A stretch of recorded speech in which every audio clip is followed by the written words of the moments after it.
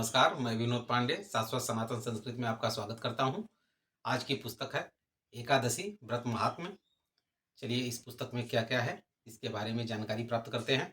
श्री हरि आज की प्रस्तुत पुस्तक एकादशी व्रत का महात्म्य। पुस्तक की कोड संख्या है 1162। पुस्तक गीता प्रेस गोरखपुर से प्रकाशित है। जैसा कि ज़्यादातर धार्मिक पुस्तकें इस आकार में होती हैं और पढ़ने में सुविधा हो, इसलिए ऐसे खुलती हैं। उसी प्रकार ये भी पुस्तक है। चलिए पुस्तक के बारे में देखते हैं। ये पुस्तक मैंने संवत 2070 में लिया था।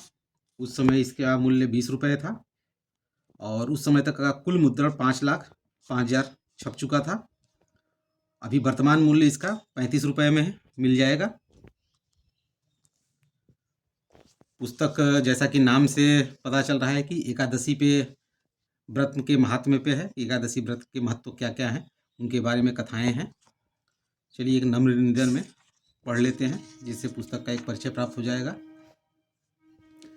श्रीमद् भगवत गीता में भगवान श्री कृष्ण के ये वचन अत्यंत महत्वपूर्ण हैं। यज्ञ, दान और तप रूप कर्म किसी भी स्थिति में त्यागने योग्य नहीं है, अपितु कर्तव्य रूप में इन्हें अवश्य करना चाहिए। शास्त्रों में तप के अंतर्गत व्रतों की महिमा बताई गई है। सामान्यतः व्रतों में सर्वोपरि एकादशी व्रत कहा गया है। जैसे नदियों में गंगा, प्रकाशक तत्वों में सूर्य, देवताओं में भगवान विष्णु की प्रधानता है, वैसे ही व्रतों में एकादशी व्रत की प्रधानता है।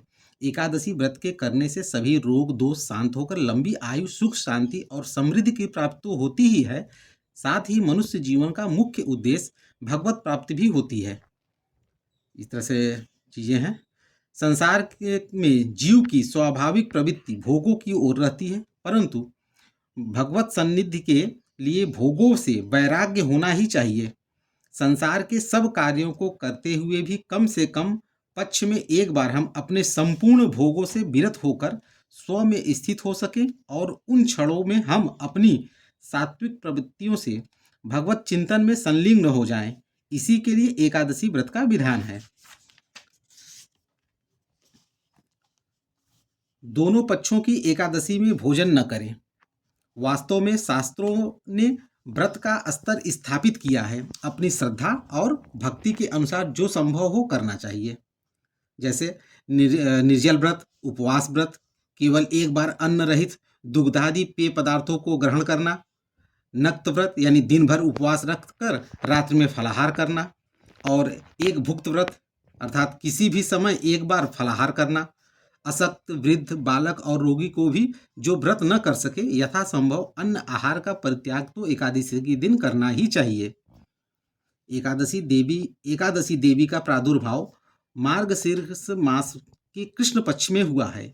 एकादशी से संबंधित बहुत सी आवश्यक बातें इस मास के कृष्ण पक्ष की उत्पन्ना एकादशी के प्रसंग में दी गई है। पुराणों में 26 एकादशियों की अलग अलग कथाएं आती हैं, जिन्हें पढ़ने पर स्वाभाविक रूप से एकादशी व्रत के प्रति श्रद्धा जागृत हो जाती है। अतः यहाँ इन 26 एकादशी की कथाओं को पद्म पुराण के आधार पर प्रस्तुत किया गया है। पद्म पुराण के अलावा भी एकादशी की कथाएं अलग पुराणों में प्राप्त होती हैं, लेकिन इसमें जो कथाएं हैं वो पद्म पुराण के अंतर्गत जो कथाएं दी गई हैं, 26 कथाएं, उन्हीं को यहाँ पे स्थान दिया गया है।